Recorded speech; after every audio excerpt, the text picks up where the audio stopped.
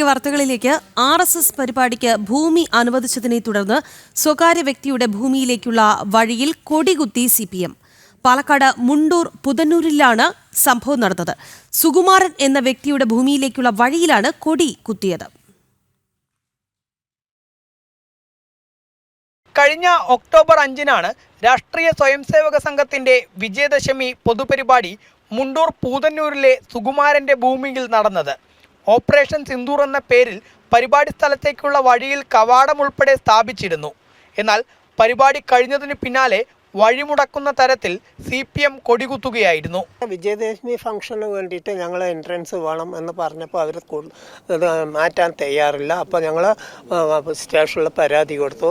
അപ്പോൾ 4-ാം തീയതി വരയ്ക്ക് മാറ്റാതായപ്പോൾ വീണ്ടും ഞങ്ങൾ പോയിട്ട് സ്റ്റേഷനിൽ പോയി അവിടുന്ന് SIവരും വന്നിട്ട് അവരുടെ നിർദ്ദേശപ്രകാരമാണ് ഇത് മാറ്റിയത്. അങ്ങനെ പരിപാടി നന്നായി കഴിഞ്ഞു. അതിൻ്റെ പിറ്റേ ദിവസം തന്നെ വീണ്ടും ഈ കവാടം ബ്ലോക്ക് ചെയ്തുകൊണ്ട് അവർ കൊടികുത്തുകയാണ് ചെയ്തത്. സംഭവത്തിൽ പോലീസിൽ പരാതിപ്പെട്ടെങ്കിലും കൊടി എടുത്തു മാറ്റിയില്ല. പ്രദേശത്തെ സമാധാന അന്തരീക്ഷം തകർക്കാനാണ് CPM ശ്രമിക്കുന്നതെന്ന് BJP ആരോപിച്ചു. പുതിയതായി ഇപ്പോൾ 2 മാസത്തിനപ്പുറം തെരഞ്ഞെടുപ്പ് മുന്നിൽ വന്ന് നിൽക്കുകയാണ്. അപ്പോൾ ഇവിടെ ഇത്തരത്തിലൊരു സാമൂഹിക പ്രശ്നങ്ങൾ സൃഷ്ടിക്കുക എന്നുള്ളതായ ഒരു ലക്ഷ്യത്തോടു കൂടിയാണ് ഇപ്പോൾ ഇത്തരം പ്രവർത്തനങ്ങൾ ചെയ്തുകൊണ്ടിരിക്കുന്നത്.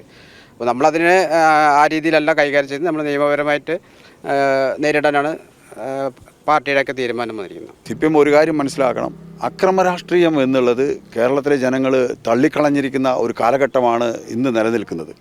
അതുകൊണ്ട് CPM സമാധാന അന്തരീക്ഷം മുണ്ടൂരിൽ സൃഷ്ടിക്കാൻ CPM ശ്രമിക്കണം. പ്രകോപനങ്ങൾ സൃഷ്ടിക്കാതിരിക്കാനും CPM പ്രത്യേകം ശ്രദ്ധിക്കണം. അതിനിടെ മുണ്ടൂരിൽ തന്നെ കയറംകോട് എന്ന പ്രദേശത്ത് BJPയുടെ ചുവരെഴുത്തുകൾ CPM പ്രവർത്തകർ മായ്ച്ചത് പ്രതിഷേധത്തിന് ഇടയാക്കി. ജനം, പാലക്കാട്.